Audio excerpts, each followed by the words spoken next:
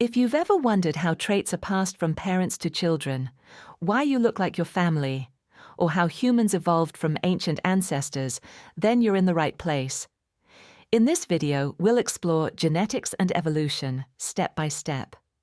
By the end, you'll not only understand these fascinating concepts, but also be exam-ready.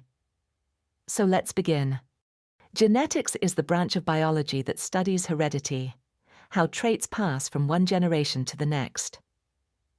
Inside every cell, we have a nucleus. The nucleus contains chromosomes, thread-like structures made of DNA.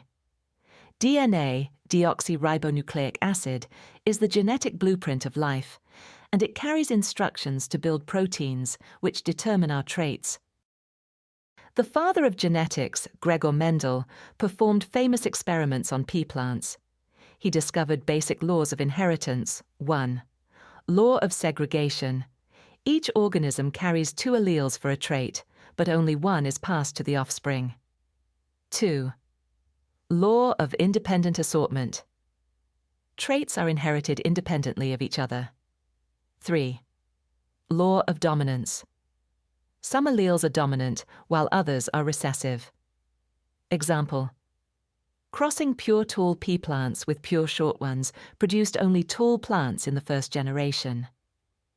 But when those tall plants were crossed again, short plants reappeared in a 3-to-1 ratio. This showed that traits can be hidden, recessive, and reappear later. Now, how does DNA actually control traits? DNA replication. Before cell division, DNA copies itself, so each new cell gets the same instructions. Transcription.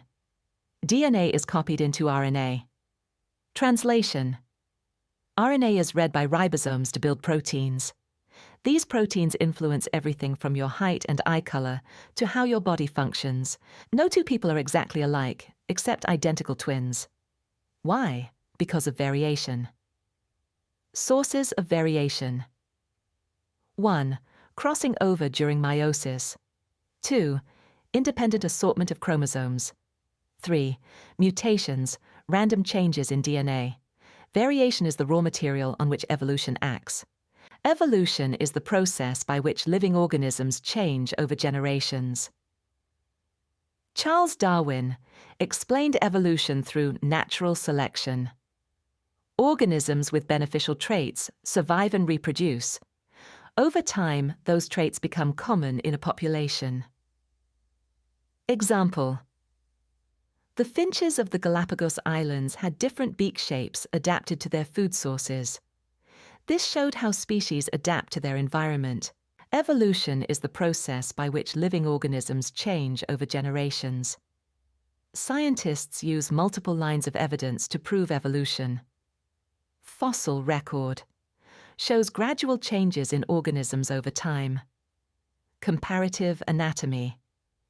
Homologous structures like a human hand, bat wing, and whale fin show common ancestry. Embryology. Early embryos of vertebrates look similar. Molecular evidence. DNA sequences between humans and chimpanzees are over 98% identical. Humans evolved over millions of years. Key stages include Australopithecus, early bipedal ancestors; Homo habilis, tool users; Homo erectus, discovered fire, migrated out of Africa; Homo sapiens, modern humans appearing about 200,000 years ago. Our journey shows how genetics and evolution are deeply connected. Genetics today isn't just theory. It powers modern science. DNA fingerprinting helps in forensics. Genetic engineering and CRISPR allow scientists to edit genes. Biotechnology creates genetically modified crops and medicines. Human Genome Project mapped our DNA, opening doors to personalized medicine. So genetics explains the blueprint of life, while evolution explains the journey of life. Together, they show us where we came from, who we are, and where we might go.